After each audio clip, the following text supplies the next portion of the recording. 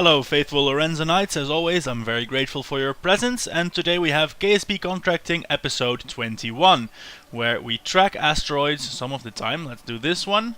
Class C. Oh, that already... No, that wasn't all tracked already. There we go. Track it, and that's going to come close in 131 days. We have other interesting celestial objects in the vicinity that are going to come.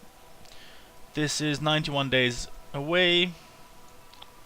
This is 58 days away, 131 days away, and this one is of course already in orbit. So there's no danger of anything happening in the first 30 days, which is the time we need to, well, do another launch at day 180. So let's fast forward to that moment and then look at what we are going to do. Here we go. Day 179, that's good enough for our purposes. And of course, here we have in orbit our asteroid complex. And the combinator here, this is well, basically a crop of versatile docking attachments. So today we are going to attach something to that asteroid station, and to see what it is going to be, let's move on over to the vehicle assembly building.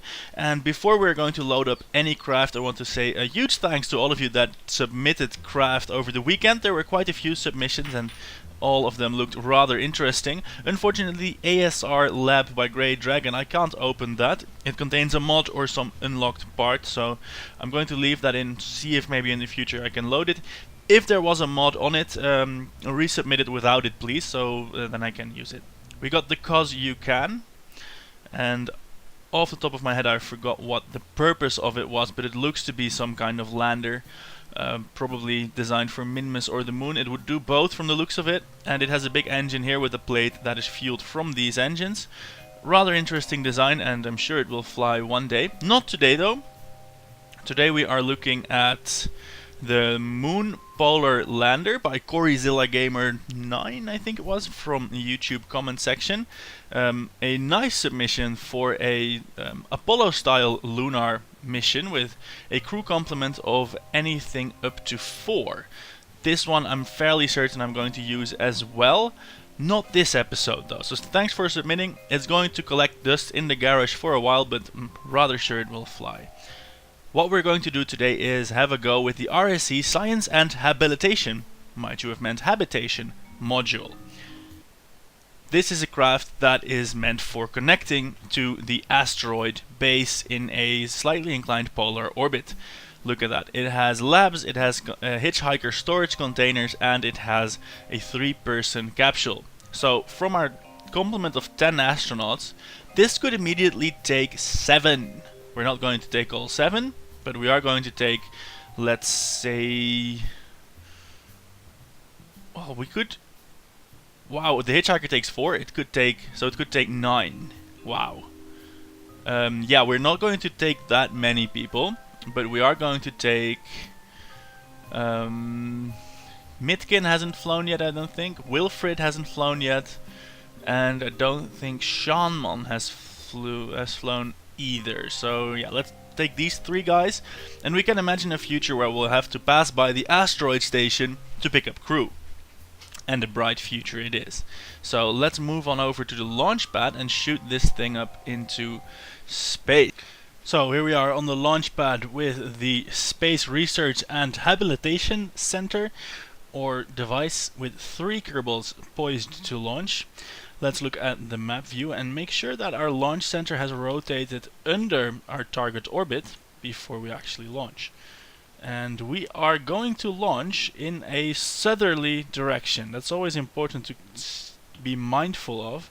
When waiting for your launch center to rotate under an orbit, it can be on either side. So always pay good attention to the direction you're launching in. Today we shall be launching, unfortunately at night, in, as I said, a southerly direction, about 225 degrees of inclination. There we go. Now, as always with a night launch, I will not show you the entire thing. Rather, I'm going to fast forward until the side boosters fall off and we can pitch over, which should be any second now. Let's see, there they go. Bye bye, a clean separation. And unfortunately, let's see if we have any lights, by the way. We do have a few lights. And unfortunately, the speed is now decreasing. But that should pick up. I'm not going to pitch over too much because we are not accelerating too rapidly anymore. We're at 15 kilometers, so I'm going to give it a little bit of pitch to get this orbital direction going in the proper heading. But not too much, as I said, because we need to build up our speed first. Now what I'm planning is to rendezvous this thing.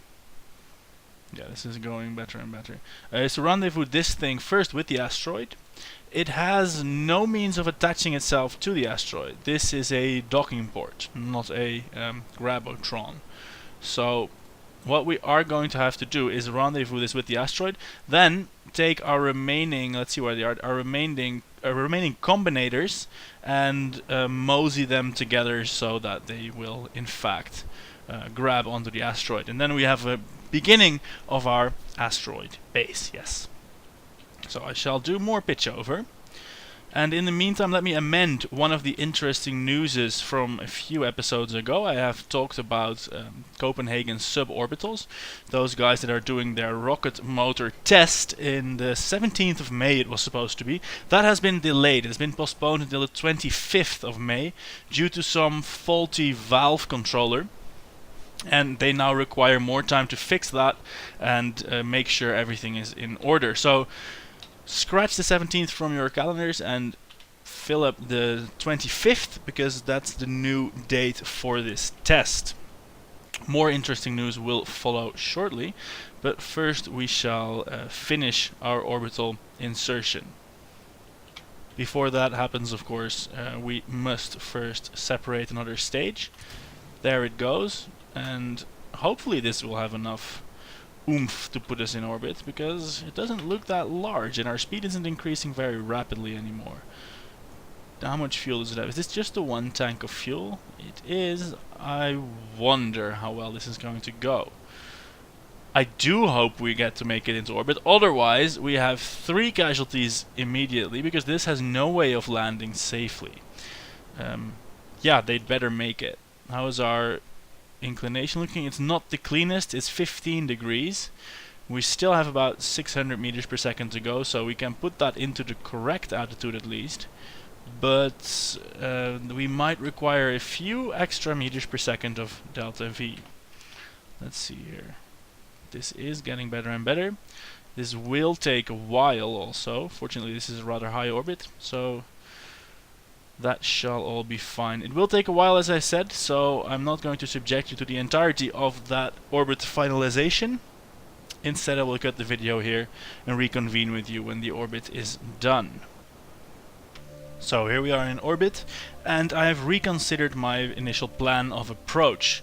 See, we are at about 8.7 degrees inclination. Not the tidiest launch, but not the worst either. Let's see if I can fix that with a relatively small burn. Well, this would... where's my indicator gone? This has made things worse, so we're going to do it the opposite way.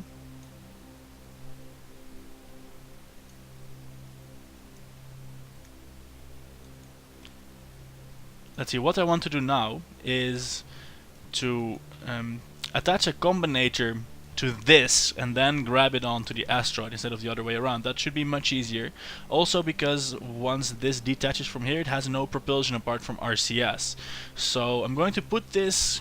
well, first things first, I'm going to first fix the inclination. But as soon as that is done, I am going to... well, have a look at the combinator, see how much fuel that has, if that can make it over to this spaceship, and if not, we're going to pay that a visit first and then find the asteroid. Now though, I'm first finding my maneuver node, which is over here. I'm just gonna go quickly fix my inclination and then I'll be right back. There, the inclination is now fixed. And before doing anything else, I just remembered that this ship has an action group to deploy all the useful stuff. I'm going to press that now. Look at that. Everything is suddenly deployed and is looking splendid. Additionally, we have science experiments. And these are not science experiments. These are monopropellant stores. Never mind, no science experiments, but lots and lots of nice solar panels and lights. And of course, the docking port here in front. Now it is up to us to see which target we can easily rendezvous with. Can we do it with the combinator? Let's see. our orbit intersects here. Let's see if I can make that a nice and clean encounter. That would be nice. 73. Yeah, this seems wholly possible. 37 kilometers. Yeah, I'm just gonna go for it, and then fine-tune the burn as we go, as I want to do. And no, I'm going to save the interesting news for when we are doing the docking maneuvers, which should initiate as soon as we get in range of the combinator.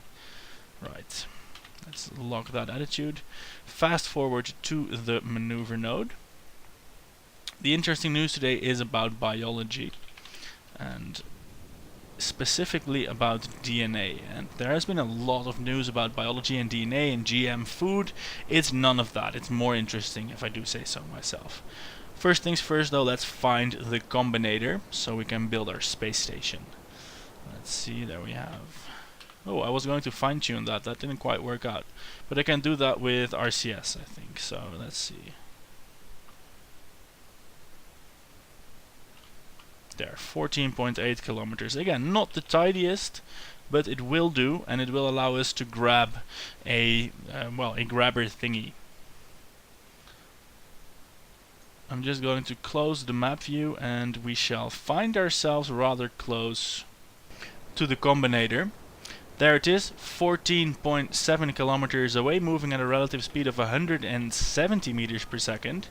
And I am hoping that our fuel is going to last. I know that's a recurring theme in these missions, but I have a feeling that today we will be cutting it really, really close. So the approach speeds are going to be modest at best. Let's see, we have zeroed out the relative velocity. I hope we can rendezvous with the asteroid for a minimum amount of delta V. Of course, we do have the monopropellant after this. In fact, I'm not going to waste any fuel from this. I'm going to switch to the combinator.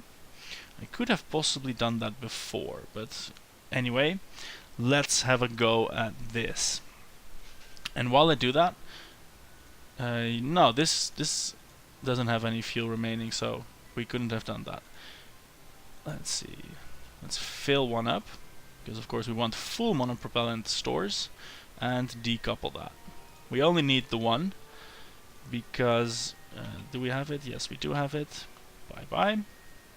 Let's control that from here, obviously, and target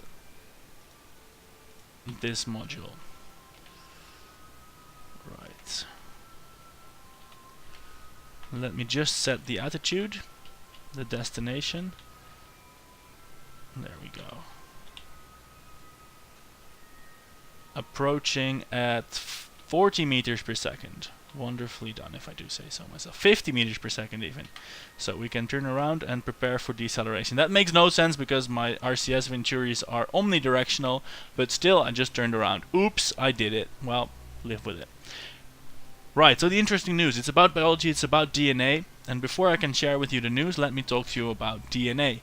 It is the coding mechanism of life, and I'm sure you know that. It's been in the news forever and you're probably sick of it. Anyway, the DNA, it consists of letters, not really letters, but there's 4 different nucleotides, like variations of a bit of a molecule. Actually, DNA is one big molecule. It's one of the biggest molecules that we know of. It's a single molecule that is, if I recall correctly, about 1 meter long. So that's huge. Anyway, these different bits of molecule, these nucleotides, they basically represent bits of information. And there's 4 different kinds of them. So you can see this is 4 letters of an alphabet. And these letters are grouped into codons. And the codons are 3-letter blocks that encode for amino acids, where amino acids are part of proteins. If you're still with me, so the DNA, the letters make up words of 3 letters long that describe the different bits of proteins, and everything you have, everything you are, is a protein or is something produced by a protein. So from these proteins, basically you and everything else alive is built. Now with these codons, and by varying the letter from which you start, you can imagine there is all kinds of different information that can be encoded. For instance, if you imagine a 10-letter sequence, you can get a lot of different words depending on which letter you start at. You can skip one or you can read one twice. DNA machinery has all these neat tricks. Nevertheless, the information density is somewhat limited by the fact that there's only 4 letters and that we're limited to these 3-letter codons.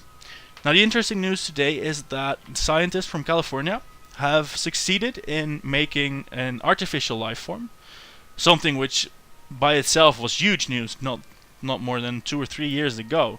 Basically, an artificial life form is a single cell. Well, it's not by definition, but it's only been done for single-celled organisms. Is a single cell in which basically the whole genome has been designed by humans, by us. Designed on a computer in the laboratory, manufactured by a big machine, put together by microscopic utensils, set free, and then it lives. So it's a life form that's completely designed. We can do that now. Today, or rather like last week, the scientists came out with the news that they've one-upped themselves once again. They have now designed what you could call true alien life. They've made a life form, a cell, that has DNA consisting of 6-letter information. So instead of 4, they now have 6 different nucleotides, 6 different letters. Now, the proteins that make up this new life form so far are pretty much the same ones. So in this specific life form, the 2 extra letters don't have much of a function. But the hugeness of this news is that basically these researchers have looked at the basic code that makes us, that's at the foundation of all life on this planet, and made it better, made it larger. Whether it's better remains to be seen, but that's pretty awesome. Take a look at the link. There's an article with more information and the scientific publication, but I thought I'd share that with you. And with that new knowledge imparted, we are getting close to this science and habilitation module, again timed beautifully so as to coincide with pitch blackness, and because of that I shall not subject you to the rigors of Rendez-vous and docking. This should do it. Also, it wasn't night at all, I just saw that wrong. Anyway, we have now a functioning ship with a grabber claw. That should make anyone happy, and so it does me. So let's now see about targeting the asteroid. Target the asteroid, and setting up something of a maneuver to catch that. That is harder than I was anticipating it to be, because for some reason I'm not allowed to grab the orbit line here to plan a maneuver. They're too close together or something. Right, the ascending and descending node markers are going nuts. Oh, this is tiresome. Okay, I'm going to save and load, see if that fixes something. Here we go. Loading the game. I want to plan a maneuver node, but it isn't letting me. So this here now, this intersect is happening at 200 kilometers. So I could also burn straight for it. 10 seconds is not quite long enough to plan a nice maneuver. Okay, a new one. Okay, so if I decrease my speed, no, that doesn't work because then I crash. So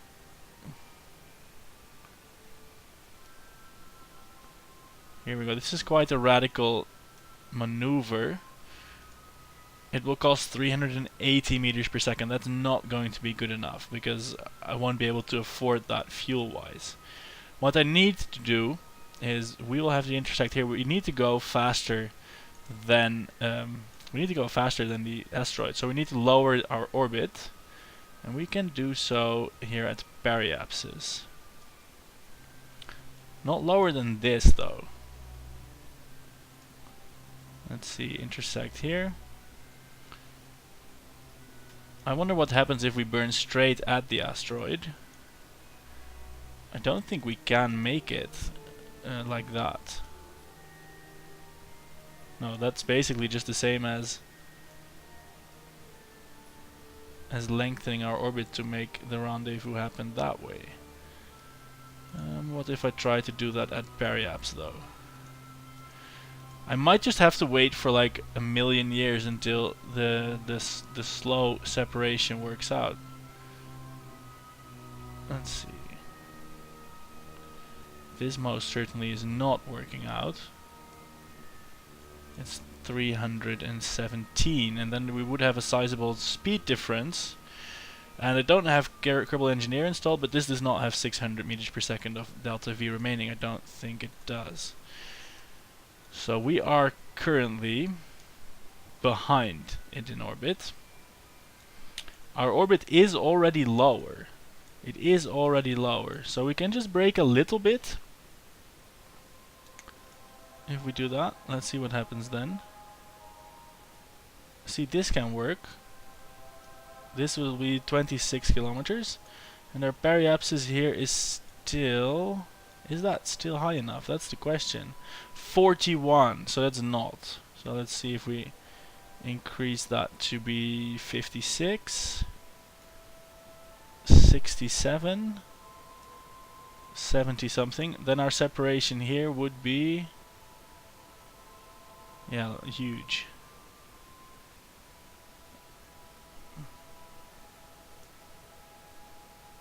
It's 100 kilometers. We can do that. We can do that, and then maybe we have to wait for a second orbit. And this is only 28 meters per second. So I'm going to do that, and then hopefully we might have to wait for a few orbits. But for the first time in, well, ever, we are going to have to do a energy efficient rendezvous. See, that's 110 kilometer separation, which is still a lot. But we are going to time warp and see how that evolves. So we can remove this maneuver node. And we can see what this looks like on the next on the next orbit. And we can possibly modulate that from here as well. If we reduce our orbit even further, we get 100. No, that doesn't really help. So I think we might have to stick it out for another circle. But we are almost there. 108 kilometers is not good enough for me, but hopefully we'll make it on the next go around. Let's see. It is now going to be a lot more, but we can probably fix that by burning our engine. Let's see if we increase our... yes. This looks like something we might be able to work with.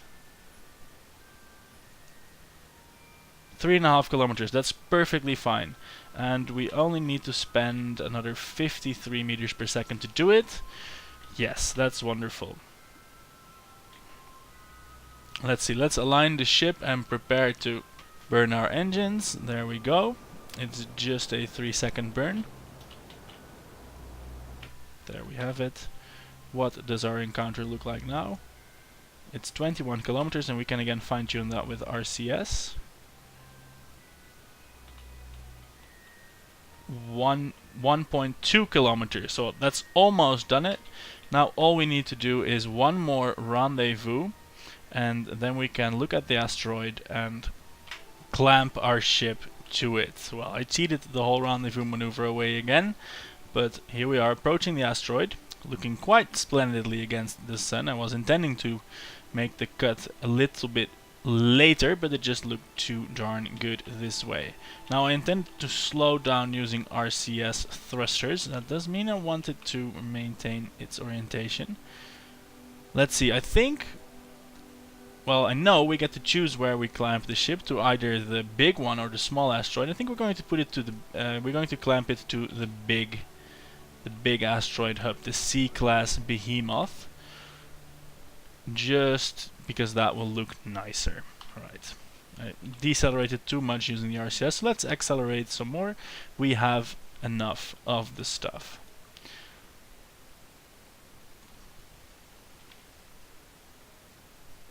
So, another stealth time warp, and now it's starting to become time to, well, slow down for real and find a spot to aim at. Let's see. Can I target the center of mass there? Yes, I did. So we're going to see if we can attach that. It doesn't really matter whether we hit the center of mass or not, because, well, this really isn't going anywhere, let's face it. It does matter that we don't hit it too hard. So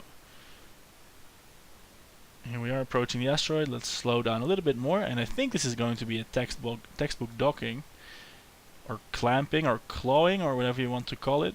Anyway, the three Kerbals, Wilfried, Mitkin, and Shanmon, are arriving at their celestially engineered space habitat research station, and will remain there until they are required on subsequent missions. There we have it, the first bit of our asteroid station. This might be in lots of years the legacy module with the whole city built around of it, but that has not happened so far. To celebrate their arrival, Mitkin is going to get out and see if he can grab an asteroid sample. The researchers have pieces of this rock on the ground, but he has to test the transmission and laboratory facilities on board. Right. No, he doesn't, because there's no way any data is going to be transmitted home, so he doesn't need to bother with that. He can go and live in the research lab, though. That will be nice. Anyway, with this we are approaching the end of the episode. Next episode, I think I'm either going to revisit the moon with the excellent Apollo-style Lunar Polar Explorer, or I might revisit the old series KSP to Mars, and I've updated all the mods for that, and it's made the game lots more difficult again, lots more pretty again as well, and we might have to reevaluate some ongoing missions in that. So stay tuned for next episode, it's going to happen for sure, but it might be delayed by another KSP to Mars video. Anyway, I'm Lorenzo, thanks for watching. Be sure to check out the Tumblr page I'm doing. It's in the description, as are the links to the news, just the way you are used to. So, once more, thanks for watching. Goodbye.